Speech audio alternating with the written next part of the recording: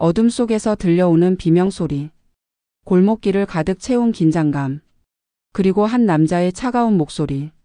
이 마을에서 더 이상 한 발짝도 못 나간다. 조폭 두목이 피를 흘리며 쓰러진다. 그의 입에서 믿을 수 없다는 듯 말이 새어나온다. 서연. 형님. 당신이었습니까? 분식집 주인 이서연. 그는 과연 누구였을까? 그리고 이 평화로운 달동네에 무슨 일이 벌어진 걸까? 구독, 좋아요는 영상 제작에 큰 힘이 됩니다. 지금부터 들려드릴 이야기는 한 남자가 자신의 과거와 마주하며 소중한 것을 지켜낸 이야기입니다. 서울 외곽 해발 200m 높이에 자리 잡은 달동네. 정식 명칭은 행복구 산동네였지만 사람들은 그저 달동네라 불렀습니다.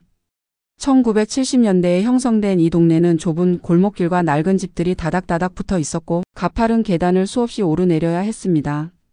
젊은 사람들은 하나둘 떠나고 이제는 대부분 노인들만 남은 곳. 재개발 이야기가 나올 때마다 주민들의 마음은 복잡했습니다. 떠나고 싶기도 하고 떠나기 싫기도 한 평생을 살아온 터전이었으니까요. 그 달동네 입구 가장 먼저 눈에 띄는 곳에 작은 분식집이 하나 있었습니다. 서연이네 분식. 손글씨로 삐뚤빼뚤 쓴 간판이 정겹게 느껴지는 곳이었죠.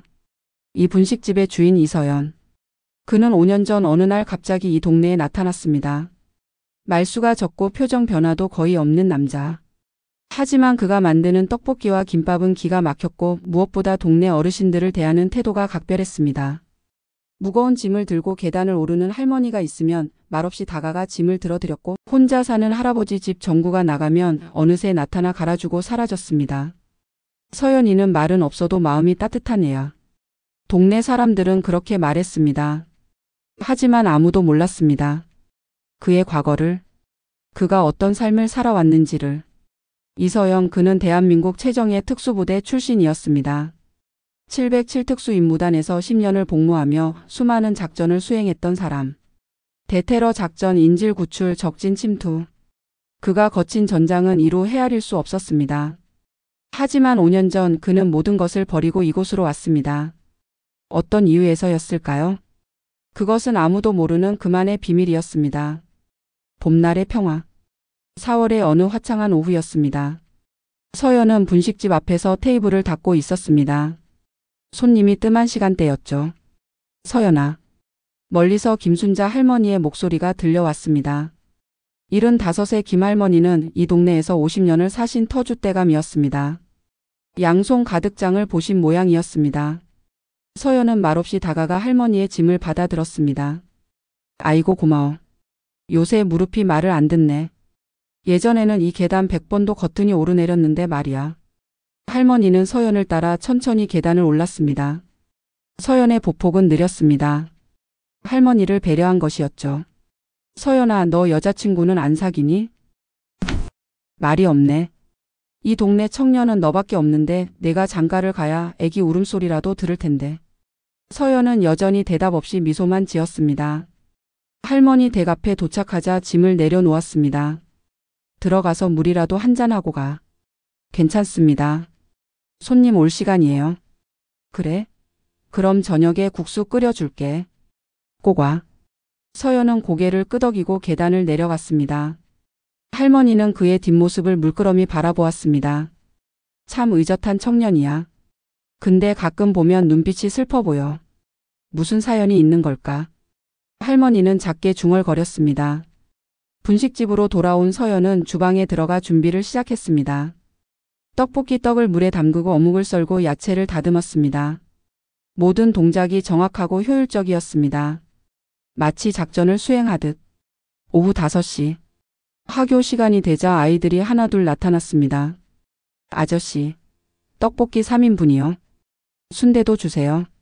저는 김밥. 시끄럽게 떠드는 아이들을 보며 서연의 입가에 미세한 미소가 번졌습니다. 이런 순간들이 그에게는 행복이었습니다. 평범한 일상. 누군가에게는 지루할 수 있는 이 반복이 그에게는 선물이었습니다. 자, 떡볶이 나왔다. 서연이 떡볶이를 내놓자 아이들이 환호했습니다.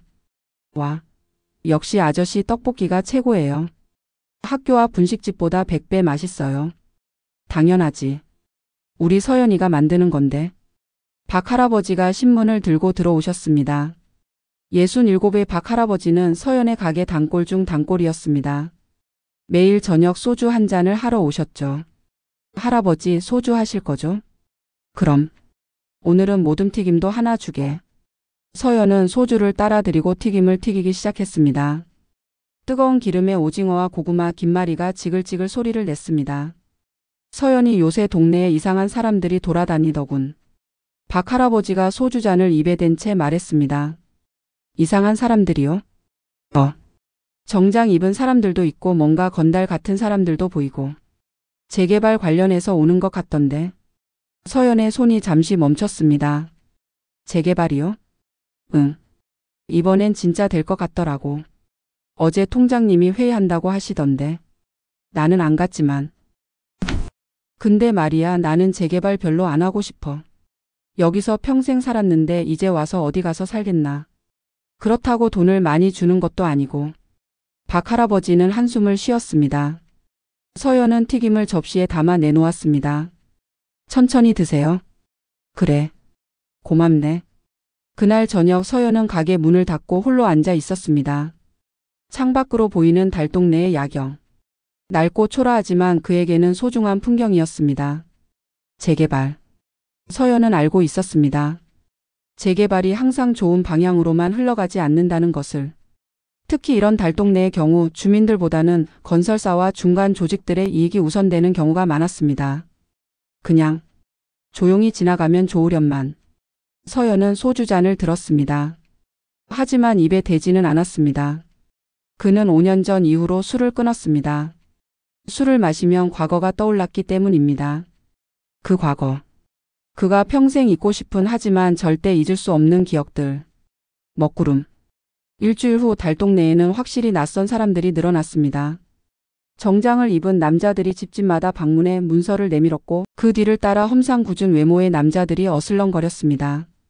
재개발 추진위원회에서 나왔습니다. 조합 가입 동의서인데요. 서명 좀 부탁드립니다. 글쎄요. 저는 아직 잘 모르겠어서요. 어르신 지금 안 하시면 나중에 후회하십니다. 지금이 최적기예요. 그래도 생각해 보시고 연락 주세요. 제 명함입니다. 처음에는 정중했습니다. 하지만 시간이 지날수록 그들의 태도는 거칠어졌습니다. 할머니 아직도 안 찍으실 거예요? 우리 집은 안 할 거야. 나는 여기서 죽을 거라고. 고집불통이시네. 나중에 혼자 남으면 어쩌려고. 상관없어. 그냥 가. 김순자 할머니는 단호했습니다. 하지만 그날 저녁 할머니네 집 담벼락에 붉은 페인트로 낙서가 그려졌습니다. 꺼져. 늙은이. 보기만 해도 기분 나쁜 욕설들이었습니다. 누가 이런 짓을. 할머니는 눈물을 글썽였습니다. 이 소식을 들은 서연이 페인트와 붓을 들고 찾아왔습니다. 할머니 제가 지워드릴게요. 서연아. 고맙구나. 서연은 말없이 담벼락을 칠했습니다. 흰 페인트가 붉은 낙서를 덮어갔습니다. 하지만 그의 눈빛은 차가웠습니다. 누군가를 응시하는 듯한 날카로운 시선이었습니다. 일은 그것으로 끝나지 않았습니다. 동의서에 서명하지 않은 주민들을 대상으로 괴롭힘이 시작되었습니다. 새벽에 큰 소리로 노래를 틀어놓거나 쓰레기를 집 앞에 버리거나 물건을 망가뜨리는 일들이 일어났습니다. 박 할아버지의 노점 자판이 엎어진 날도 있었습니다. 이게 무슨 짓이야? 할아버지는 흩어진 물건들을 주우며 분노했습니다. 서연이 달려와 함께 정리를 도왔습니다. 할아버지 경찰에 신고하셨어요? 했지. 근데 증거가 없대. CCTV도 없는 동네고 목격자도 없으니까 어쩔 수 없다더군. 서연아 나도 이제 지쳐. 이 나이에 이런 일을 겪으니까 몸도 마음도 힘들어. 할아버지의 목소리에는 지친 기색이 역력했습니다. 서연은 주먹을 꽉 쥐었습니다. 손등에 핏줄이 튀어나왔습니다. 참아야 해. 아직은. 서연은 스스로를 다독였습니다. 하지만 그의 인내심은 얼마 남지 않았습니다. 분노의 시작. 5월의 어느 저녁이었습니다. 서연은 평소처럼 가게를 정리하고 있었습니다. 그때 밖에서 비명 소리가 들려왔습니다. 으악. 서연은 앞치마를 벗어던지고 밖으로 뛰쳐나갔습니다. 골목길에서 김순자 할머니가 쓰러져 있었습니다. 그리고 그 옆에는 가죽 재킷을 입은 3명의 남자가 서 있었습니다. 할머니. 서연이 달려가 할머니를 부축했습니다. 할머니의 이마에서 피가 흘렀습니다. 아파? 서연아. 할머니 괜찮으세요? 119 불러야 해요. 나는 괜찮아. 저 사람들이 밀어서. 할머니는 떨리는 손으로 건달들을 가리켰습니다. 서연은 천천히 고개를 들어 그들을 바라보았습니다. 그 순간 공기가 달라졌습니다. 서연의 눈빛이 변했습니다. 5년간 감춰왔던 무언가가 깨어나는 순간이었습니다. 누가 그랬습니까? 서연의 목소리는 낮고 차갑했습니다. 건달들은 서로 눈빛을 교환했습니다. 뭐? 야, 너 누군데 끼어들어? 누가 할머니를 밀었냐고 물었습니다. 저 할망구가 혼자 넘어진 거야. 우리가 뭘 했다고. 그래요? 그럼 CCTV 확인해 봅시다. CCTV? 이 동네에 CCTV가 어딨다고. 야, 이 새끼 웃기네. 건달 하나가 서연에게 다가왔습니다. 그리고 가슴을 쿡 찔렀습니다. 야, 너 누구 편이야? 조용히 있으면 다칠 일 없어. 알았지? 서연은 움직이지 않았습니다. 단지 그 남자의 손을 내려다볼 뿐이었습니다. 건달은 기분이 나빴는지 더 세게 밀었습니다. 야, 기먹었어? 대답을 안 해? 서연아, 그냥 있어. 괜히 시비 걸지 마. 할머니가 서연의 옷자락을 붙잡았습니다. 하지만 서연의 몸은 이미 움직이기 시작했습니다. 찰나의 순간이었습니다. 서연의 손이 번개처럼 움직여 건달의 손목을 잡았습니다. 그리고 살짝 비틀었습니다. 건달이 비명을 지르며 무릎을 꿇었습니다. 손목이 꺾인 것이었습니다. 뭐야? 나머지 2명이 놀라 뒤로 물러섰습니다. 서연은 건달의 손목을 놓아주고 일어섰습니다. 신은 이 동네 사람들에게 손대지 마십시오. 경고는 한 번뿐입니다. 이 새끼가. 한 건달이 주먹을 휘둘렀습니다. 하지만 서연은 고개를 살짝 기울여 피했습니다. 그리고 상대의 명치를 정확히 가격했습니다. 건달이 쓰러졌습니다. 숨을 제대로 쉬지 못하고 바닥을 굴렀습니다. 야, 죽여. 마지막 남은 건달이 칼을 꺼내 들었습니다. 접이식 칼이 번쩍이며 펼쳐졌습니다. 주변에 있던 주민들이 비명을 질렀습니다. 칼이다. 경찰 불러. 하지만 서연은 침착했습니다. 오히려 한 걸음 앞으로 나아갔습니다. 놔두지 못해. 건달이 칼을 휘둘렀습니다. 하지만 서연에게는 그 움직임이 슬로우 모션처럼 보였습니다. 수천 번의 훈련, 수백 번의 실전. 그의 몸은 본능적으로 반응했습니다. 서연은 칼을 든 손목을 잡아 비틀었습니다. 동시에 상대의 팔꿈치를 쳤습니다. 뚝. 관절이 어긋나는 소리가 났습니다. 으아. 건달이 칼을 떨어뜨리며 비명을 질렀습니다. 서연은 그를 밀어 벽에 기댄 뒤 쓰러진 다른 2명을 바라보았습니다. 일어나십시오. 그리고 가십시오. 서연의 목소리는 여전히 차갑고 낮았습니다. 건달들은 서로를 부축하며 비틀거리며 도망쳤습니다. 기억해. 이 일 그냥 안 넘어간다. 그들의 목소리가 골목 저편으로 사라졌습니다. 주변이 조용해졌습니다. 주민들은 모두 충격에 빠진 표정으로 서연을 바라보았습니다.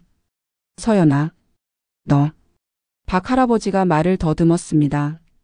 서연은 다시 할머니에게 다가가 부축했습니다. 할머니 병원 가야 해요.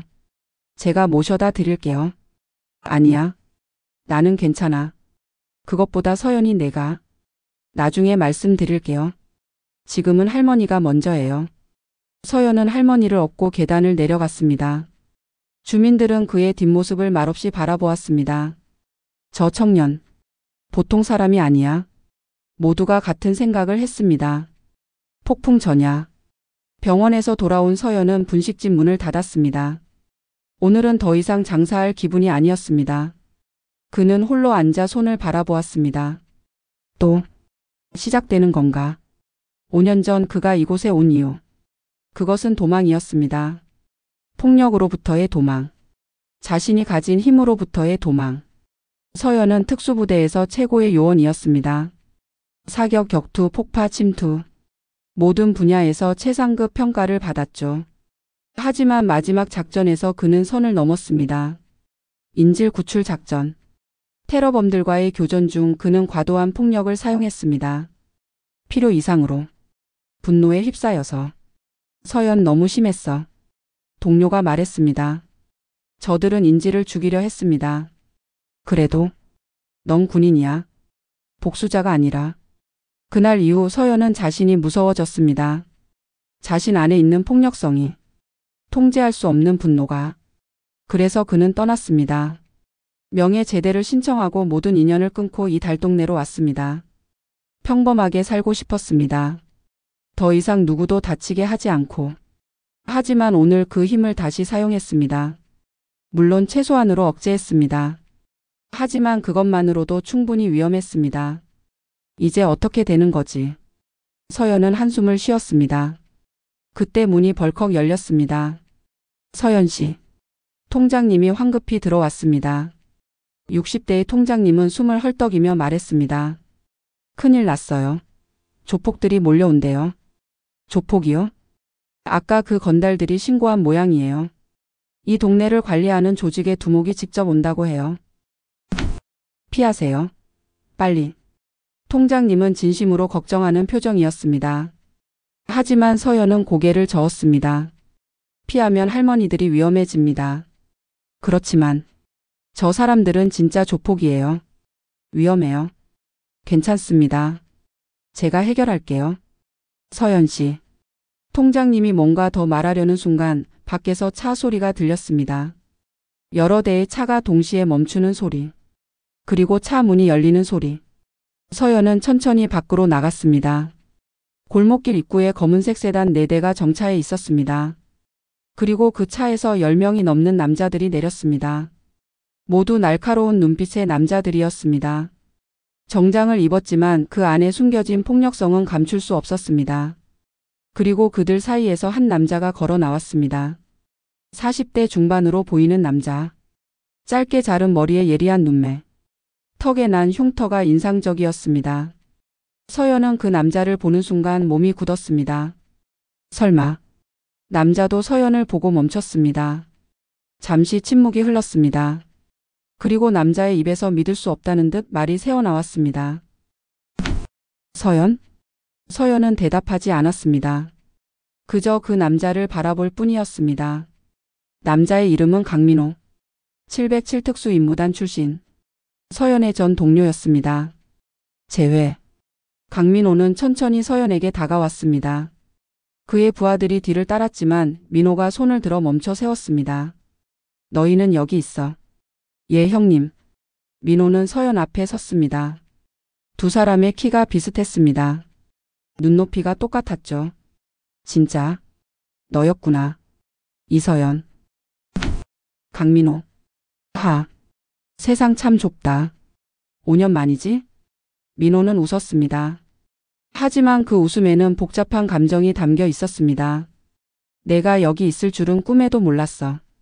다들 내가 죽은 줄 알았는데. 죽은 거나 마찬가지입니다. 서연의 대답은 짧았습니다. 민호는 고개를 끄덕였습니다.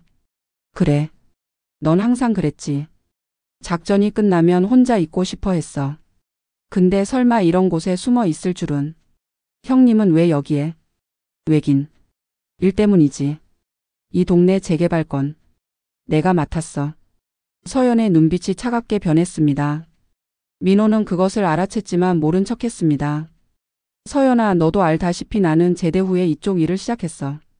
처음엔 작은 일부터 시작했는데 이제는 제법 자리를 잡았지. 이 지역 재개발 사업의 용역을 맡고 있어. 용역. 서연은 그 단어를 씹듯이 말했습니다. 용역. 겉으로는 합법적인 경비업체지만 실상은 폭력을 동원해 재개발을 밀어붙이는 조직. 그것이 민호가 하는 일이었습니다. 그래, 용역. 좋게 말하면 용역이고 나쁘게 말하면. 뭐 너도 알겠지. 근데 서연아, 우리 오랜만에 만났는데 이런 식으로 대화하긴 싫은데. 형님 부하들이 이 동네 사람들을 괴롭혔습니다. 그랬나? 민호는 뒤를 돌아봤습니다. 부하 하나가 고개를 숙였습니다. 형님, 저희는 단지. 입 닥쳐. 민호의 목소리가 차갑게 변했습니다. 부하는 입을 다물었습니다. 민호는 다시 서연을 바라봤습니다.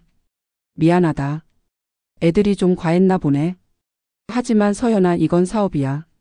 감정으로 할 수 있는 게 아니라고. 노인들을 위협하는 게 사업입니까? 위협이 아니라 설득이지. 재개발은 모두에게 좋은 일이야. 낡은 집을 새 아파트로 바꾸는 건데. 원하지 않는 사람들에게 강요하는 것도요. 민호는 한숨을 쉬었습니다. 서연아, 넌 여전히 순진하구나. 세상은 그렇게 깨끗하게 돌아가지 않아. 때로는 강제가 필요해. 그래야 일이 진행되거든. 전 그런 방식에 동의할 수 없습니다. 동의 안 해도 돼. 그냥 방해만 하지 마. 오늘 내 부하들이 다쳤다며? 내가 그랬다고 들었어. 예. 아, 역시 너답네. 그 실력은 여전하구나. 민호는 쓴 웃음을 지었습니다. 그리고 한 발짝 더 다가섰습니다. 서연아, 우리 옛 동료로서 부탁하는 건데. 이 일에서 빠져. 내가 개입하면 일이 복잡해져. 이미 개입했습니다. 정말로 그럴 거야? 이 동네 사람들은 제 가족입니다. 지키겠습니다. 민호의 표정이 굳어졌습니다. 잠시 침묵이 흘렀습니다. 그리고 그는 고개를 끄덕였습니다. 알았어. 내 선택이라면 존중해. 하지만 서연아, 명심해. 나도 물러설 수 없어. 이건 내 일이고 내 밥줄이거든. 다음에 만나면 우리는 적이야. 알고 있습니다. 민호는 돌아섰습니다. 부하들을 향해 손짓했습니다. 가자. 형님, 그냥 갑니까? 그래. 오늘은 그냥 간다. 하지만 말 안 들려? 가자고. 민호의 목소리에는 화가 섞여 있었습니다. 부하들은 더 이상 말하지 않고 차에 올랐습니다. 차들이 떠나기 전 민호가 창문을 내리고 서연을 바라봤습니다. 서연아, 후회하지 마. 이건 내 선택이니까. 후회하지 않습니다. 그렇다면 다음에 봐. 차들이 사라졌습니다. 서연은 그 자리에 멍하니 서 있었습니다. 주변에 모여있던 주민들이 조심스럽게 다가왔습니다. 서연 씨, 괜찮으세요? 통장님이 물었습니다. 서연은 고개를 끄덕였습니다. 네, 괜찮습니다. 저 사람, 아는 사람이에요? 예전에 알던 사람입니다. 서연은 더 이상 말하지 않았습니다. 그리고 분식집으로 돌아갔습니다. 주민들은 그의 뒷모습을 걱정스럽게 바라봤습니다. 준비. 그날 밤 서연은 잠을 이루지 못했습니다. 천장을 바라보며 과거를 떠올렸습니다. 강민호. 그는 서연의 선배였습니다. 같은 부대에서 3년을 함께 보냈죠. 민호는 실력도 뛰어났고 리더십도 있었습니다. 후배들을 잘 챙겼고 작전 중에는 누구보다 냉철했습니다. 하지만 제대를 앞두고 민호는 변하기 시작했습니다. 서연아, 우리 이렇게 살아서 뭐가 남지? 무슨 말씀이세요, 형님? 나라를 지킨다고 목숨 걸고 작전하는데 월급은 얼마 안 되고 사회적 인정도 없고. 제대하면 뭐하고 살아야 할지 막막해. 그래도 우리가 하는 일은 의미 있는 일이잖아요. 의미? 하하, 넌 참 순진해. 의미로는 밥 못 먹어. 그때부터 민호는 자주 외부 사람들을 만났습니다. 그리고 제대 직후 용역 업체에 들어갔습니다. 처음엔 경호 일을 했지만 점점 더 어두운 일에 관여하게 되었습니다. 서연은 민호에게 여러 번 만류했습니다. 형님, 그 일은 위험해요. 합법적이지 않아요. 서연아, 넌 내 인생이나 잘 살아. 나는 내 방식으로 살게. 그것이 둘의 마지막 대화였습니다. 그 후 서연도 제대했고 연락이 끊겼습니다. 그런데 이렇게 다시 만날 줄이야. 서연은 한숨을 쉬었습니다. 그리고 침대에서 일어나 옷장을 열었습니다. 옷장 깊숙한 곳에 낡은 배낭이 하나 있었습니다. 서연은 배낭을 꺼내 열었습니다. 안에는 그의 과거가 담겨 있었습니다. 특수부대 배지, 훈장, 그리고 권총 한 자루. 서연은 권총을 꺼내 들었습니다. KO 권총. 무게가 느껴졌습니다. 5년 만에 만지는 총이었습니다. 사용하게 될까? 서연은 권총을 다시 배낭에 넣었습니다. 그리고 배낭을 다시 옷장 깊숙이 밀어 넣었습니다. 아직은 아니야. 아직은. 일상의 균열. 다음 날부터 분위기가 이상해졌습니다. 조폭들은 더 이상 동네에 나타나지 않았습니다. 하지만 그것이 오히려 불안했습니다. 폭풍 전의 고요 같았으니까요. 서연은 평소처럼 가게를 열었습니다.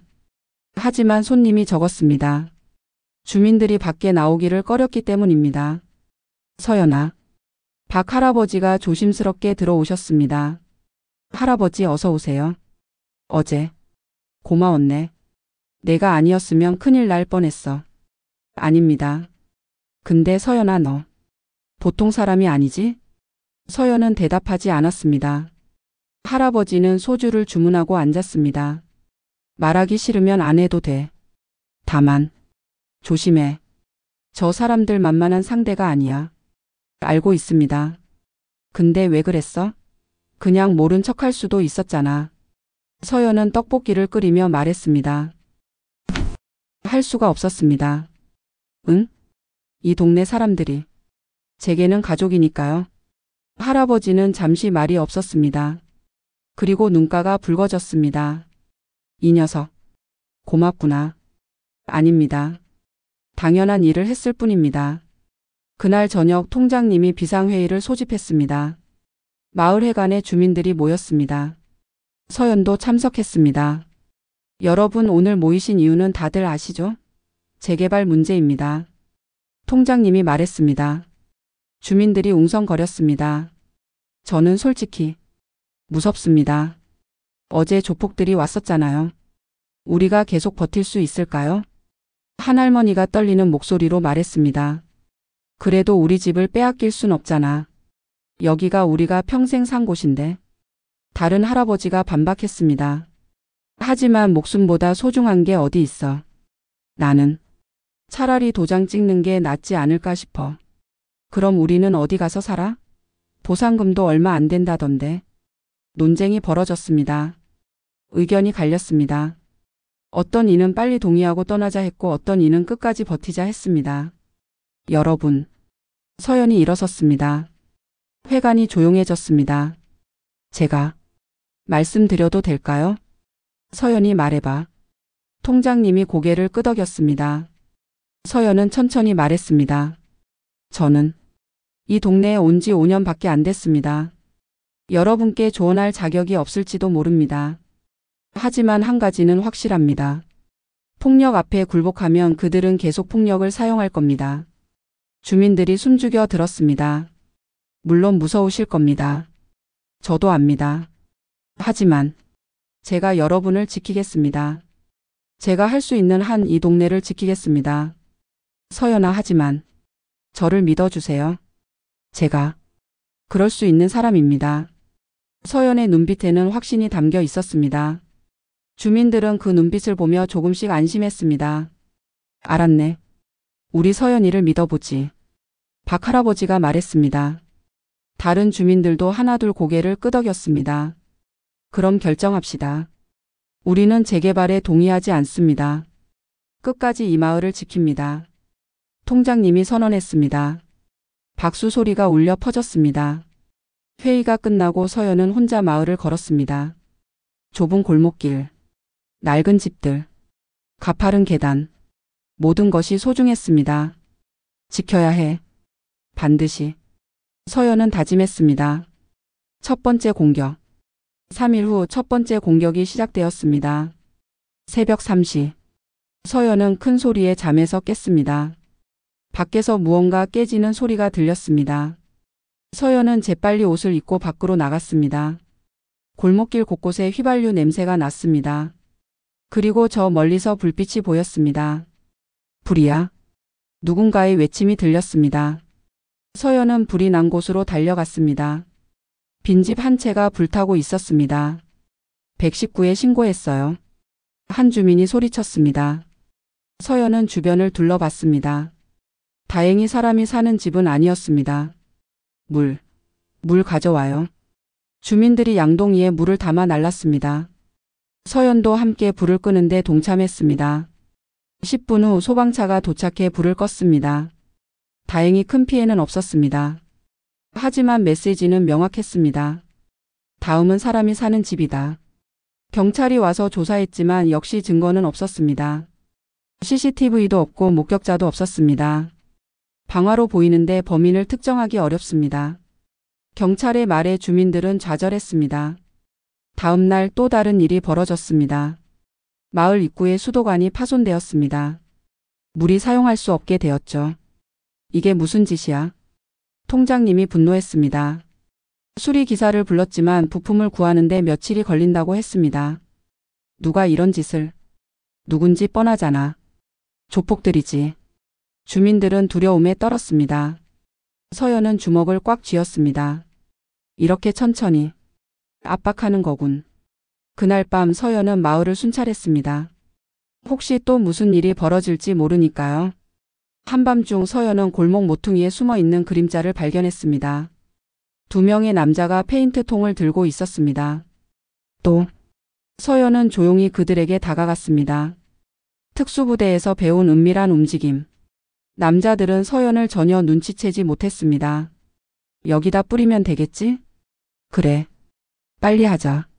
그들이 페인트통을 열려는 순간 서연이 나타났습니다. 뭐 하시는 겁니까? 남자들이 놀라 뒤로 물러섰습니다. 서연은 차가운 눈빛으로 그들을 바라봤습니다. 누구야? 여기 사는 사람입니다. 페인트통을 내려놓으세요. 까불지 마. 너 누군지 알아? 한 남자가 칼을 꺼냈습니다. 하지만 서연은 미동도 하지 않았습니다. 경고합니다. 무기를 버리세요. 이 자식이. 남자가 칼을 휘둘렀습니다. 서연은 손으로 칼을 잡았습니다. 맨손으로. 피가 흘렀지만 서연은 표정 하나 변하지 않았습니다. 서연은 칼을 빼앗아 던져버렸습니다. 그리고 남자의 명치를 가격했습니다. 남자가 쓰러졌습니다. 다른 남자가 도망치려 했지만 서연이 다리를 걸어 넘어뜨렸습니다. 서연은 2 남자를 묶었습니다. 벨트를 이용해서. 그리고 경찰에 신고했습니다. 여보세요, 신고합니다. 방화 미수범을 잡았습니다.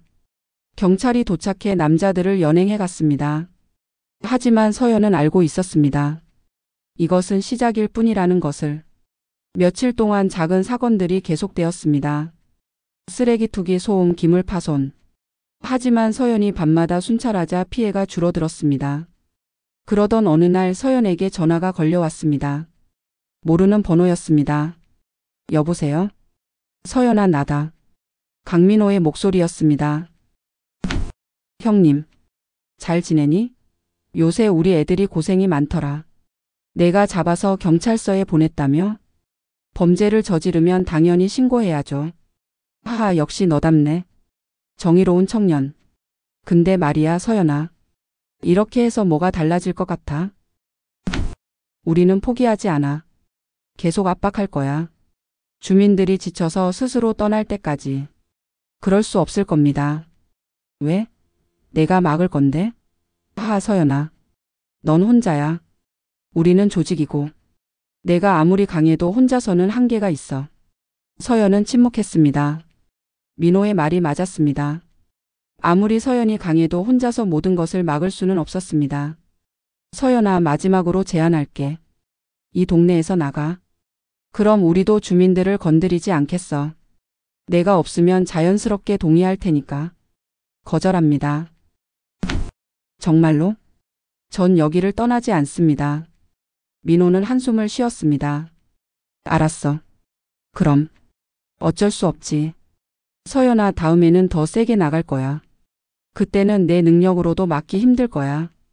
두고 보겠습니다. 잘 가라. 전화가 끊겼습니다. 서연은 핸드폰을 내려다봤습니다. 더 세게. 나온다고? 불안한 예감이 들었습니다. 일주일 후 서연의 예감은 현실이 되었습니다. 그날은 동네 경로잔치가 열리는 날이었습니다. 마을회관에서 주민들이 모여 음식을 나눠 먹는 행사였죠. 서연도 분식을 준비해 가져갔습니다. 떡볶이와 튀김을 대량으로 만들었습니다. 와, 서연이가 이렇게 많이 준비했네. 역시 우리 서연이야. 할머니들이 좋아하며 음식을 받아갔습니다. 서연은 뿌듯했습니다. 잔치는 즐겁게 진행되었습니다. 오랜만에 주민들의 얼굴에 웃음이 가득했습니다. 최근의 불안함을 잠시나마 잊을 수 있는 시간이었죠. 그때였습니다. 밖에서 요란한 소리가 들렸습니다. 차 소리. 그것도 여러 대의 차 소리. 뭐지? 통장님이 밖을 내다봤습니다. 그리고 얼굴이 하얗게 질렸습니다. 조폭들이다. 회관 앞에 승합차 5대가 멈춰 섰습니다.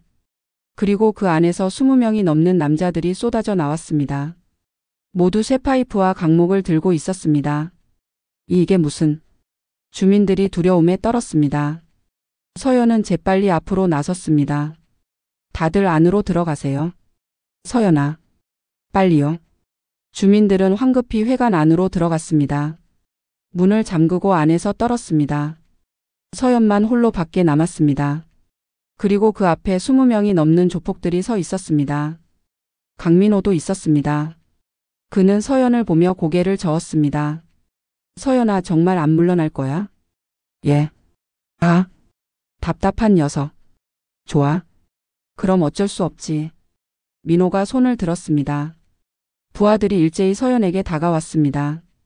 형님, 우리가 처리하겠습니다. 천천히 해. 다치지 않게. 예. 5명의 조폭이 서연을 둘러쌌습니다. 서연은 주먹을 쥐었습니다. 5명. 괜찮아. 할 수 있어. 첫 번째 공격이 들어왔습니다. 쇠파이프가 서연의 머리를 향해 날아왔습니다. 서연은 몸을 숙여 피했습니다. 그리고 상대의 무릎을 걷어찼습니다. 으악. 조폭 1명이 쓰러졌습니다. 하지만 나머지가 동시에 달려들었습니다. 서연은 1명의 팔을 잡아 던졌습니다. 공중제비를 돌며 날아간 조폭이 바닥에 떨어졌습니다. 3명이 남았습니다. 강목이 서연의 옆구리를 가격했습니다. 컷. 서연이 신음했습니다. 고통이 퍼졌지만 참았습니다. 그리고 반격했습니다. 상대의 명치, 얼굴, 다리를 연속으로 가격했습니다. 정확하고 빠른 타격. 3명 모두 쓰러졌습니다. 휴. 서연은 숨을 골랐습니다. 하지만 끝이 아니었습니다. 다음. 민호의 명령에 또 5명이 달려들었습니다. 서연은 다시 싸웠습니다. 쇠파이프를 빼앗아 방어하고 상대의 공격을 막아냈습니다. 1명, 2명, 3명. 조폭들이 계속 쓰러졌습니다. 하지만 서연도 한계가 있었습니다. 숫자의 압박. 계속되는 공격. 조금씩 피해가 쌓여갔습니다. 입술이 찢어졌습니다. 눈썹이 터졌습니다. 옆구리에서 통증이 느껴졌습니다. 갈비뼈가 금이 간 것 같았습니다. 하. 서연은 거친 숨을 몰아쉬었습니다. 주변에 쓰러진 조폭이 10명. 하지만 아직 10명이 더 남아 있었습니다. 역시 대단하구나. 민호가 천천히 다가왔습니다. 그의 손에도 쇠파이프가 들려 있었습니다. 서연아, 이제 그만해. 더 싸우면 너 죽어. 아직 괜찮습니다. 괜찮을 리가 있나? 내 몸 상태 내가 모를 것 같아. 갈비뼈 부러졌지? 손목도 삐었고 눈도 제대로 안 보이잖아. 민호의 말이 맞았습니다. 서연의 시야가 흐릿했습니다. 왼쪽 눈이 부어서 거의 감긴 상태였습니다. 형님, 그냥 돌아가세요. 이건 옳지 않은 일입니다. 옳고 그름? 서연아, 세상은 그렇게 단순하지 않아. 내게는 이게 일이야. 내가 먹고 사는 방법이라고. 그래도 됐어. 더 이상 말로는 안 되겠네. 애들아, 마무리해. 민호의 명령에 나머지 조폭들이 일제히 달려들었습니다. 서연은 최선을 다해 막아냈습니다. 하지만 몸이 말을 듣지 않았습니다. 동작이 느려졌습니다. 반응이 둔해졌습니다. 쇠파이프가 등을 강타했습니다. 서연이 무릎을 꿇었습니다. 피가 입에서 흘러나왔습니다. 서연아. 회관 안에서 할머니들의 비명이 들렸습니다. 주민들이 울고 있었습니다. 그만해요. 제발. 김순자 할머니가 밖으로 뛰쳐나왔습니다. 할머니, 들어가세요. 서연이 소리쳤습니다. 하지만 목소리에 힘이 없었습니다. 우리가 동의할게요. 재개발에 동의하겠어요. 그러니 그 아이를 그만 때려요. 할머니가 울며 애원했습니다. 민호가 손을 들어 부하들을 멈춰 세웠습니다. 할머니 진심이십니까? 그래요. 진심이에요. 우리 모두 도장 찍겠어요. 그러니 제발. 다른 주민들도 하나둘 밖으로 나왔습니다. 모두 같은 말을 했습니다. 동의하겠습니다. 재개발하세요. 그러니 서연이를 살려주세요. 민호는 만족스러운 표정을 지었습니다. 좋습니다. 내일 통장님 댁으로 서류 가져가겠습니다. 모두 서명 부탁드립니다. 알겠어요. 주민들은 고개를 떨구었습니다. 패배였습니다. 민호는 서연에게 다가가 무릎을 꿇었습니다. 그리고 작게 속삭였습니다. 서연아, 미안하다. 하지만 이게 현실이야. 넌 잘 싸웠어. 정말로. 서연은 대답하지 못했습니다. 의식이 흐려졌습니다. 애들아, 이 친구 병원에 데려다줘. 치료비는 우리가 낸다. 예, 형님. 조폭들이 서연을 차에 태웠습니다. 차들이 떠났습니다. 마을회관 앞에는 주민들만 남았습니다. 그들은 모두 울고 있었습니다. 서연이가 우리 때문에 미안해. 정말 미안해. 할머니들이 눈물을 흘렸습니다. 서연은 사흘 동안 병원 침대에 누워 있었습니다. 갈비뼈 3개금, 뇌진탕, 전신 타박상. 의사는 한 달은 쉬어야 한다고 했습니다. 하지만 서연은 사흘 만에 퇴원했습니다. 마을이 걱정되었기 때문입니다. 환자분 아직 퇴원하시기엔 괜찮습니다. 서연은 붕대를 감은 채 마을로 돌아왔습니다. 계단을 오르는 것조차 힘들었습니다. 하지만 참았습니다. 분식집에 도착했을 때 문 앞에 음식들이 쌓여 있었습니다. 반찬, 과일, 음료수. 주민들이 갖다 놓은 것이었습니다. 쪽지도 있었습니다. 서연아, 미안하고 고마워. 얼른 나. 마이너스 김순자 할머니. 청년, 우리 때문에 다쳐서 정말 미안하네. 마이너스 박 할아버지. 아저씨, 빨리 나으세요. 마이너스 동네 아이들. 서연은 쪽지들을 읽으며 가슴이 먹먹해졌습니다. 내가 지키지 못했는데. 자책감이 밀려왔습니다. 주민들을 지키겠다고 약속했지만 결국 그들은 굴복할 수밖에 없었습니다. 서연은 집에 들어가 침대에 누웠습니다. 천장을 바라보며 생각했습니다. 내가 약해서 혼자서는 안 되는 건가? 그때 누군가 문을 두드렸습니다. 서연 씨 계세요?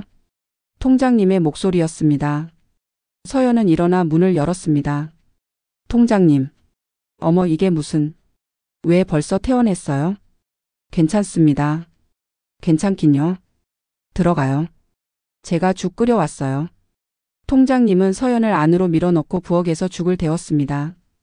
서연은 죽을 받아 먹었습니다. 서연 씨, 미안해요. 아닙니다. 우리가 끝까지 버텨야 했는데 당신 혼자 싸우게 만들었어요. 통장님 잘못이 아닙니다. 제가 약해서. 무슨 소리예요? 당신은 최선을 다했어요. 20명이 넘는 조폭들과 싸웠잖아요. 그것만으로도 대단한 거예요. 통장님의 눈에 눈물이 맺혔습니다. 근데 말이에요, 서연 씨. 사실은 우리가 아직 도장을 안 찍었어요. 예? 그날 동의한다고 말은 했지만 서류에 서명은 안 했어요.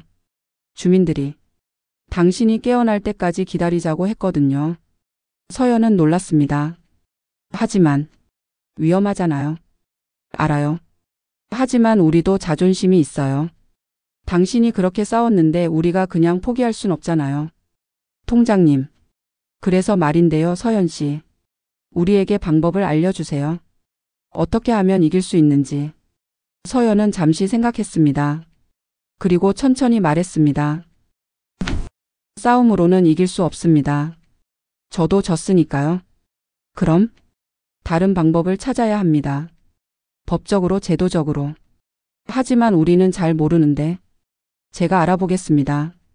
며칠만 시간을 주세요. 통장님은 고개를 끄덕였습니다. 알겠어요. 믿을게요. 통장님이 돌아간 후 서연은 노트북을 켰습니다. 인터넷으로 재개발 관련 법률을 검색했습니다. 시간이 흐를수록 서연의 표정이 밝아졌습니다. 이거다. 희망이 보였습니다.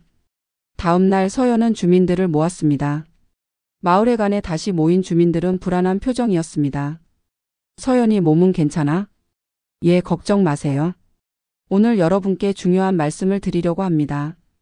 서연은 준비해온 자료를 펼쳤습니다. 제가 조사해 봤습니다. 이 재개발 사업에는 문제가 있습니다. 문제? 예. 첫째, 조합 설립 동의율입니다. 재개발을 하려면 토지 소유자의 4분의 3 이상이 동의해야 합니다. 하지만 현재 동의율은 50%도 안 됩니다. 주민들이 웅성거렸습니다. 둘째, 안전진단입니다. 재개발을 하려면 건축물이 낡았다는 안전진단 결과가 필요합니다. 하지만 이 동네는 아직 안전진단을 받지 않았습니다. 정말요? 예. 제가 구청에 확인했습니다. 그들은 절차를 무시하고 강행하려는 겁니다. 그럼 불법이란 말이에요? 정확히는 절차를 지키지 않은 겁니다. 우리가 이 일을 제기하면 막을 수 있습니다. 주민들의 얼굴에 희망이 떠올랐습니다. 어떻게 해야 하죠? 구청에 민원을 넣고 법률 지원을 받아야 합니다. 제가 변호사를 알아봤습니다. 무료로 도와주신다고 하셨어요. 그리고 언론에도 알려야 합니다. 조폭들이 주민들을 위협하고 있다는 사실을요. 통장님이 벌떡 일어섰습니다. 좋아요. 합시다. 이번엔 제대로 싸워봅시다. 찬성. 우리도 할 수 있어요. 주민들이 박수를 쳤습니다. 서연은 미소를 지었습니다. 이거야. 이게 진짜 싸움이다. 법의 힘. 일주일 후 변호사가 마을을 방문했습니다. 30대 여성 변호사, 이름은 정민아였습니다. 안녕하세요, 여러분. 저는 공익변호사 정민아입니다. 변호사님, 감사합니다. 천만에요. 이런 부당한 재개발은 제가 봐도 문제가 많아요. 함께 싸워봅시다. 정민아 변호사는 주민들을 인터뷰하고 증거를 수집했습니다. 협박 문자, 파손된 물건 사진, 병원 진단서. 모든 것을 정리했습니다. 충분합니다. 이 정도면 고소할 수 있어요. 정말요? 예. 폭행, 협박, 재물 손괴. 여러 혐의로 고소하겠습니다. 며칠 후 경찰이 움직였습니다. 강민호의 조직원 여럿이 소환되었습니다. 뭐? 고소당했다고? 민호는 분노했습니다. 예, 형님. 주민들이 변호사를 끼고 고소했습니다. 이 서연이라는 놈이 또 꼼수를 부렸군. 민호는 이를 갈았습니다. 한편 구청에도 민원이 접수되었습니다. 안전진단 없이 재개발을 추진한다는 내용이었습니다. 구청은 조사에 착수했습니다. 그리고 곧 문제를 발견했습니다. 이거 절차가 제대로 안 됐는데요. 어떡하죠? 일단 보류해야겠어요. 안전진단부터 다시 받아야 합니다. 재개발 추진이 중단되었습니다. 이 소식을 들은 주민들은 환호했습니다. 해냈어요. 우리가 이긴 거예요. 아직 끝난 건 아니지만 일단 막았습니다. 서연이 말했습니다. 주민들은 서연을 껴안았습니다. 서연아, 고마워. 내가 아니었으면 우리 어쩔 뻔했어. 서연은 쑥스럽게 웃었습니다. 언론의 관심. 며칠 후 지역 신문에 기사가 났습니다. 달동네 주민들 부당한 재개발에 맞서 싸워. 기사에는 주민들의 인터뷰와 조폭들의 횡포가 자세히 나와 있었습니다. 그리고 서연의 이야기도 나왔습니다.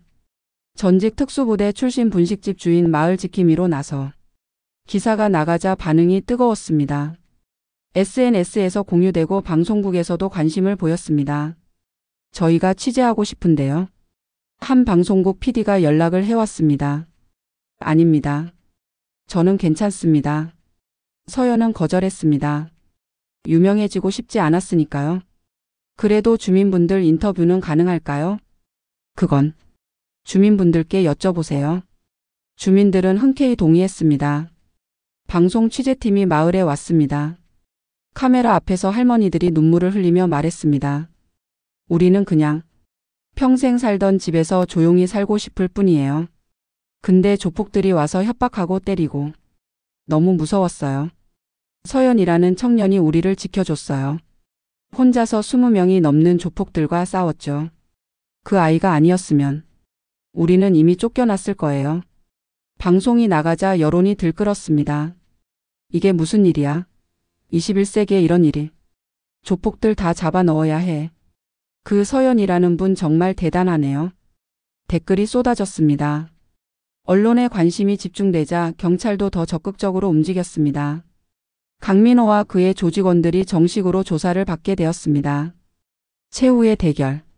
하지만 강민호는 쉽게 물러서지 않았습니다. 오히려 더 위험한 선택을 했습니다. 어느 밤 민호는 혼자 마을을 찾아왔습니다. 부하들도 없이. 그리고 서연의 분식집 문을 두드렸습니다. 서연아, 나다. 서연은 문을 열었습니다. 민호가 서 있었습니다. 그의 손에는 아무것도 없었습니다. 형님, 들어가도 될까? 들어오세요. 두 사람은 마주 앉았습니다. 침묵이 흘렀습니다. 서연아, 너 때문에 내 인생이 망가졌어. 민호가 먼저 입을 열었습니다. 죄송합니다. 죄송하긴. 넌 옳은 일을 했어. 나야말로 잘못했지. 민호는 쓴 웃음을 지었습니다. 경찰 조사받고 나니까 깨달았어. 내가 얼마나 나쁜 짓을 했는지. 돈 때문에 가난한 노인들을 괴롭혔다는 게 믿기지 않더라. 형님. 서연아, 나도 한때는 너처럼 정의로웠어. 나라를 지키겠다고 국민을 보호하겠다고 그렇게 다짐했었지. 근데 언제부터 이렇게 변한 걸까? 민호의 목소리에 후회가 묻어났습니다. 늦지 않았습니다. 늦지 않았다고? 하하, 서연아. 난 이미 범죄자야. 곧 구속될 거고 감옥에 갈 거야. 그래도 됐어. 그게 내가 받을 벌이지. 근데 서연아, 한 가지만 물어볼게. 말씀하세요. 넌 어떻게 그렇게 강할 수 있어? 난 유혹에 넘어갔는데 넌 이 가난한 동네에서 분식집이나 하면서도 행복해 보여. 서연은 잠시 생각했습니다. 그리고 대답했습니다.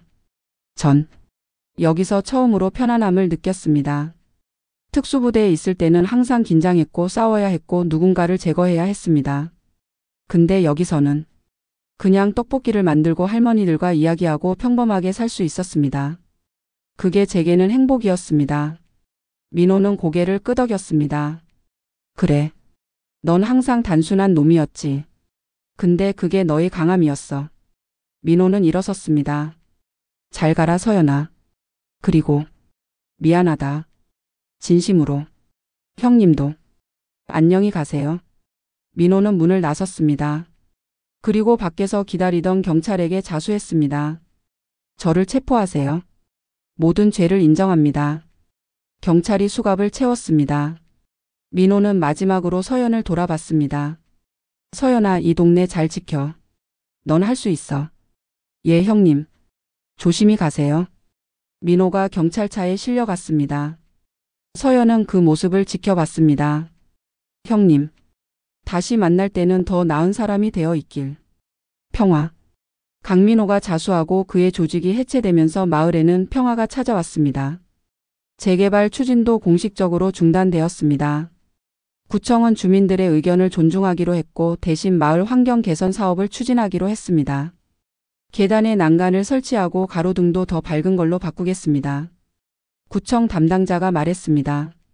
주민들은 박수로 화답했습니다. 며칠 후 마을의 공사가 시작되었습니다. 낡은 계단이 보수되고 어두운 골목에 가로등이 설치되었습니다. 와, 이제 밤에도 밝네. 계단도 훨씬 오르기 편해. 주민들은 기뻐했습니다. 서연의 분식집도 다시 활기를 찾았습니다. 방송에 나온 후 소문이 나서 손님이 부쩍 늘었습니다. 여기가 그 유명한 서연이네 분식이에요? 네, 맞습니다.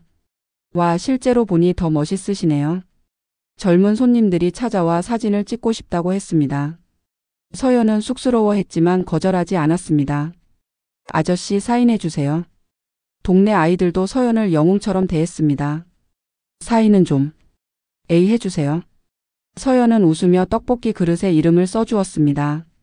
어느 날 저녁 김순자 할머니가 찾아왔습니다. 서연아, 이거 받아. 뭐예요, 할머니? 우리 주민들이 모은 거야. 감사의 표시야. 봉투 안에는 돈이 들어 있었습니다. 할머니, 이건 못 받아요. 왜? 내가 우릴 지켜줬잖아. 당연히 받아야지.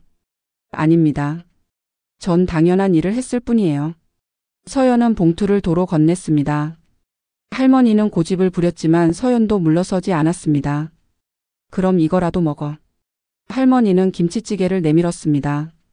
이건 받을게요. 서연은 웃으며 받았습니다. 우리 서연이 정말 착하다. 어쩜 이렇게 착할까? 할머니는 서연의 머리를 쓰다듬었습니다. 서연은 가만히 있었습니다. 가족이란 게 이런 건가? 서연은 가슴이 따뜻해졌습니다. 새로운 시작. 몇 달이 흘렀습니다. 가을이 왔습니다. 달동네의 나무들이 단풍으로 물들었습니다. 서연은 여전히 분식집을 운영하고 있었습니다. 하지만 조금 달라진 게 있었습니다. 서연 씨 오늘도 배달 갑니다. 대학생 아르바이트생이 떡볶이를 싸서 나갔습니다. 서연은 가게가 바빠지자 아르바이트를 고용했습니다. 수고해. 네. 가게도 조금 넓혔습니다. 옆 가게가 비자 임대해서 좌석을 늘렸습니다. 서연이네 분식이 이제 제법 큰 가게가 됐네. 박 할아버지가 웃으며 말했습니다. 그러게요. 다 할아버지들 덕분이에요. 무슨 소리? 내 실력이지. 손님들로 가득 찬 가게를 보며 서연은 뿌듯했습니다. 어느 날 정민아 변호사가 찾아왔습니다. 서연 씨 좋은 소식 있어요. 무슨 소식이요? 강민호 씨 재판 결과 나왔어요. 집행유예래요. 집행유예요? 네. 자수한 점, 반성하는 태도, 그리고 피해자들이 선처를 탄원한 점을 고려했대요. 주민분들이 탄원을? 네. 서연 씨가 부탁했잖아요. 형님을 용서해달라고. 서연은 미소를 지었습니다. 다행이네요. 형님도 새 출발하실 수 있겠네요. 그러게요. 참, 그리고 이것도 전해달라고 하던데요. 변호사는 편지 한 통을 건넸습니다. 강민호의 편지였습니다. 서연은 그날 밤 편지를 읽었습니다. 서연아, 잘 지내니? 나는 여기서 반성하며 지내고 있어. 내 덕분에 많은 걸 깨달았어. 돈보다 중요한 게 있다는 것. 힘보다 중요한 게 있다는 것. 그건 바로 사람이더라. 나도 출소하면 너처럼 살아볼까 해. 작은 가게를 차리고 사람들에게 도움이 되는 일을 하면서. 아마 쉽지 않겠지만 시도는 해볼 거야. 서연아, 고맙다. 그리고 미안하다. 언젠가 다시 만나면 그때는 떳떳한 모습으로 보자. 마이너스 민호 형이. 서연은 편지를 접었습니다. 눈가가 촉촉해졌습니다. 형님, 꼭 그렇게 하세요. 전 기다릴게요. 겨울의 선물. 겨울이 왔습니다. 달동네에 눈이 내렸습니다. 하얀 눈이 낡은 지붕 위에 좁은 골목길에 쌓였습니다. 서연은 새벽부터 일어나 동네 계단에 눈을 치웠습니다. 할머니, 할아버지들이 미끄러질까봐 걱정되었으니까요. 어머, 서연이가 벌써 치웠네. 우리 서연이 참 부지런해. 주민들은 감탄했습니다. 크리스마스가 다가왔습니다. 서연은 특별한 이벤트를 준비했습니다. 오늘 떡볶이 무료. 간판에 큼지막하게 써붙였습니다. 주민들이 놀라며 찾아왔습니다. 서연아, 이거 진짜야? 네, 크리스마스 선물이에요. 너무 고마워라. 할머니, 할아버지들이 줄을 섰습니다. 서연은 정성껏 떡볶이를 끓였습니다. 평소보다 더 많은 떡을 넣고 어묵도 듬뿍 넣었습니다. 자, 드세요. 따뜻하게 드세요. 고맙다, 서연아. 주민들은 행복한 표정으로 떡볶이를 먹었습니다. 김이 모락모락 나는 떡볶이. 추운 겨울의 온기를 전해주는 음식이었습니다. 서연아, 너도 앉아서 먹어. 아니에요, 전 괜찮아요. 에이, 앉아. 우리랑 같이 먹자. 주민들이 자리를 만들어줬습니다. 서연은 그 사이에 앉았습니다. 그럼 맛있게 먹겠습니다. 모두 함께 떡볶이를 먹었습니다. 웃음소리가 가득했습니다. 이야기꽃이 피었습니다. 서연아, 너 여자친구는 아직도 없니? 할머니, 그건. 우리 옆 동네에 괜찮은 아가씨가 있는데 소개해 줄까? 아니에요, 괜찮습니다. 왜? 부끄러워? 주민들이 웃었습니다. 서연도 따라 웃었습니다. 이런 게 행복이구나. 서연은 깨달았습니다. 거창한 것이 아니었습니다. 그저 함께 밥을 먹고 이야기를 나누고 웃는 것. 그것이 행복이었습니다. 봄의 약속. 다시 봄이 왔습니다. 서연이 이 마을에 온 지 6년째 되는 해였습니다. 벚꽃이 피었습니다. 달동네 입구에 오래된 벚나무가 만개했습니다. 와, 올해는 꽃이 정말 예쁘네. 사진 찍자. 주민들이 벚나무 아래 모였습니다. 서연도 함께였습니다. 자, 다 같이 웃어요. 하나, 둘, 셋. 찰칵. 사진이 찍혔습니다. 모두의 얼굴에 미소가 가득했습니다. 사진을 찍고 난 후 김순자 할머니가 서연의 손을 잡았습니다. 서연아, 우리 집에 와서 저녁 먹고 가. 괜찮습니다, 할머니. 에이, 뭐가 괜찮아. 오늘은 특별한 날이야. 내가 온 지 6년이 된 날이잖아. 할머니가 기억하고 계셨어요? 당연하지. 6년 전 오늘 내가 이 동네에 처음 왔잖아. 그때 내가 얼마나 말이 없고 표정이 어두웠는지. 할머니는 서연의 얼굴을 바라봤습니다. 근데 지금은 많이 밝아졌어. 웃는 얼굴도 많아지고. 할머니가 보기에 너도 행복해진 것 같아. 네, 할머니. 전 행복합니다. 그래, 그거면 됐어. 우리도 내가 있어서 행복하단다. 할머니는 서연을 꼭 안아주었습니다. 서연은 할머니의 따뜻함을 느꼈습니다. 엄마, 이런 느낌이었을까? 서연의 어머니는 그가 어렸을 때 돌아가셨습니다. 그래서 어머니의 따뜻함을 잘 기억하지 못했습니다. 하지만 지금 할머니의 품에서 그것을 느꼈습니다. 할머니, 사랑합니다. 서연은 처음으로 그 말을 했습니다. 할머니는 눈물을 흘렸습니다. 어머, 우리 서연이가. 고마워, 정말 고마워. 일상의 기적. 그날 이후 서연의 일상은 계속되었습니다. 아침에 일어나 가게 문을 열고 떡볶이를 끓이고 손님을 맞이하고 저녁에 문을 닫고. 반복되는 일상. 하지만 서연에게는 그 하루하루가 소중했습니다. 아저씨, 오늘 떡볶이 더 맵게 해주세요. 알았어. 맵게 해줄게. 아저씨, 저 내일 시험인데 떡볶이 먹으면 합격할까요? 당연하지. 우리 떡볶이는 행운의 떡볶이니까. 아이들과 나누는 대화. 그것도 소중했습니다. 서연아, 오늘 소주 한잔 하자. 네, 할아버지. 요새 내 다리가 더 안 좋아졌어. 병원 가야 하는데 귀찮아서 안 가게 되더라고. 병원 가셔야죠. 제가 모셔다 드릴게요. 그래? 고맙구나. 어르신들과 나누는 대화. 그것도 의미가 있었습니다. 서연 씨, 저희 결혼해요.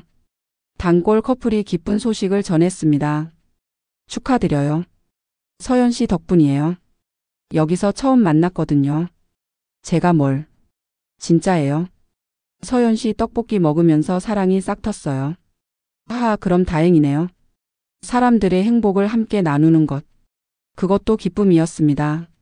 서연은 깨달았습니다. 영웅이 되지 않아도 된다는 것을. 거창한 일을 하지 않아도 된다는 것을. 그저 한 사람 한 사람을 소중히 대하고 매일매일 최선을 다하면 그것이 바로 의미 있는 삶이라는 것을. 여름의 축제. 여름이 왔습니다. 동네 주민들은 마을 축제를 준비했습니다. 올해는 제대로 한번 해봅시다. 통장님이 의욕적이었습니다. 서연 씨, 떡볶이 부스 맡아줄 수 있어요? 네, 물론이죠. 축제 당일 마을은 활기로 가득 찼습니다. 외부에서도 사람들이 찾아왔습니다. 방송 이후 달동네가 유명해졌기 때문입니다. 와, 여기가 그 유명한 달동네구나. 분위기 좋은데? 관광객들이 사진을 찍고 음식을 먹고 주민들과 이야기를 나눴습니다. 서연의 떡볶이 부스는 대박이었습니다. 줄이 끊이지 않았습니다. 떡볶이 10인분요. 김밥도 5줄이요. 튀김도 주세요. 서연은 쉴 틈 없이 요리했습니다. 아르바이트생들도 함께 분주히 움직였습니다. 서연 씨, 힘들면 좀 쉬세요. 변호사 정민아도 축제에 왔습니다. 괜찮아요. 이 정도는. 진짜 대단하세요. 저녁이 되자 무대에서 공연이 시작되었습니다. 동네 어르신들의 노래 자랑, 아이들의 댄스, 주민들의 장기 자랑. 다음은 서연 씨가 준비한 무술 시범입니다. MC가 외쳤습니다. 서연은 깜짝 놀랐습니다. 제가요? 네, 주민들이 보고 싶대요. 하하, 어쩔 수 없네요. 서연은 무대에 올라갔습니다. 박수 소리가 울려 퍼졌습니다. 그럼 간단하게 보여드리겠습니다. 서연은 태권도 품새를 선보였습니다. 정확하고 힘 있는 동작. 그리고 이어서 특수부대에서 배운 격투 기술을 시범으로 보여줬습니다. 와, 멋있다. 관중들이 환호했습니다. 서연은 쑥스럽게 웃으며 무대에서 내려왔습니다. 축제는 밤늦게까지 이어졌습니다. 마을 전체가 하나가 되어 즐기는 시간이었습니다. 서연은 벤치에 앉아 그 모습을 바라봤습니다. 웃고 떠드는 사람들, 행복한 표정들. 이걸 지켜낸 거구나. 서연은 뿌듯했습니다. 힘든 시간도 있었지만 결국 해냈습니다. 이 소중한 일상을. 가을의 만남. 가을이 다시 왔습니다. 어느 날 서연의 가게에 낯선 손님이 찾아왔습니다. 정장을 입은 남자. 얼굴이 익숙했습니다. 서연아. 형님. 강민호였습니다. 출소한 모습이었습니다. 출소하셨어요? 응. 어제 나왔어. 민호는 많이 달라져 있었습니다. 얼굴에서 거친 기운이 사라지고 온화한 표정이 되어 있었습니다. 앉으세요. 뭐 드릴까요? 떡볶이 하나.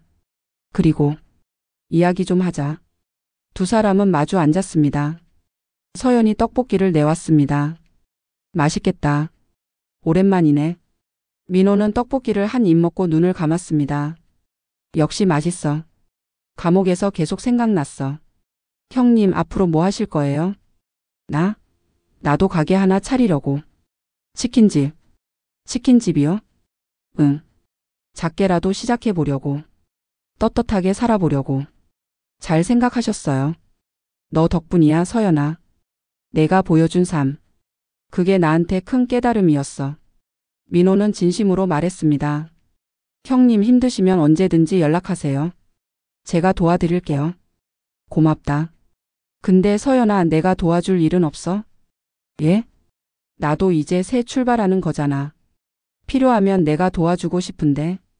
서연은 생각했습니다. 그리고 웃었습니다. 그럼 가끔 이 동네에 들러서 어르신들 짐 좀 들어드려요. 저 혼자는 힘들 때가 있거든요. 그래, 그 정도는 쉽지.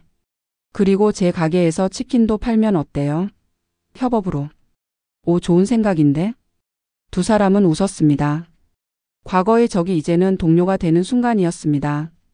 겨울의 기적. 두 번째 겨울이 왔습니다. 민호는 약속대로 자주 마을에 찾아와 주민들을 도왔습니다. 할머니, 제가 들어드릴게요. 너무 고마워요. 별 말씀을요. 민호는 성실하게 봉사활동을 했습니다. 처음엔 주민들이 경계했지만 점차 마음을 열었습니다. 저 청년 많이 변했네요. 그러게요. 사람은 변할 수 있나 봐요. 주민들은 민호를 인정하기 시작했습니다. 크리스마스 이브 서연과 민호는 함께 특별 이벤트를 준비했습니다. 떡볶이와 치킨 무료 나눔. 두 사람은 밤새 요리를 했습니다. 떡볶이와 치킨을 대량으로 만들어 주민들에게 나눠줬습니다. 세상에 고맙습니다. 메리 크리스마스. 주민들은 따뜻한 음식을 받아들고 감격했습니다. 서연아, 민호야, 우리도 선물 있어. 주민들이 준비한 선물도 있었습니다. 손뜨개로 만든 목도리, 장갑, 모자. 할머니들이 다 같이 만든 거야. 받아. 감사합니다. 서연은 마흔을 바라보는 나이가 되었습니다. 분식집은 이제 3개의 지점을 가진 작은 프랜차이즈가 되었습니다. 하지만 서연은 여전히 본점을 직접 운영했습니다. 아빠. 어린 아이의 목소리가 들렸습니다. 4살배기 딸아이가 가게로 뛰어들어왔습니다. 서윤아, 천천히. 뒤따라 여성이 들어왔습니다. 서연의 아내 정민아였습니다. 그 변호사와 서연은 3년 전 결혼했습니다. 오늘 유치원 어땠어? 좋았어요. 선생님이 저 칭찬했어요. 그래? 우리 딸 대단한데? 서연은 딸을 안아 올렸습니다.